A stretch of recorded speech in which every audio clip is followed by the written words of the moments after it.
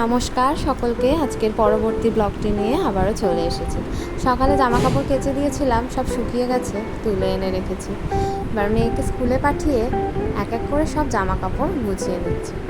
ঘর মোছাও হয়ে গেছে, রান্নাও প্রায় মোটামুটি হয়ে এসেছে। আসলে আমরা না বাড়ির সকলে মিলেই বাড়ির সব কাজ করে থাকি, আমাদের বাড়িতে কোনো কাজের লোক নেই। এক এক করে সব জামা কাপড় প্রায় গোছানো হয়ে এসেছে। আমার মেয়ে যদি বাড়িতে থাকে না, এক এক সময় জেদ করে, ও মা দাও না একটু জামা কাপড় গোছাই, তোমার এইটা করে দেবো।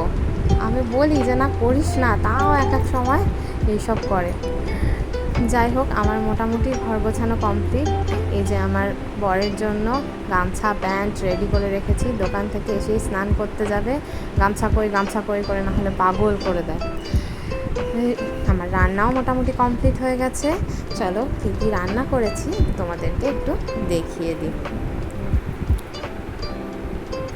আজকে করেছি ভাত তো থাকবেই, স্বাভাবিক দুপুরবেলা ভাত থাকবেই। করেছি মোচার ঘন্ট, আর আছে ডাল আমাদের প্রত্যেক দিন লাগেই, আর আছে মাছের ঝোল। ওদিকে আমার শাশুড়ি পুজো দিচ্ছে, চলো একটু দেখাই।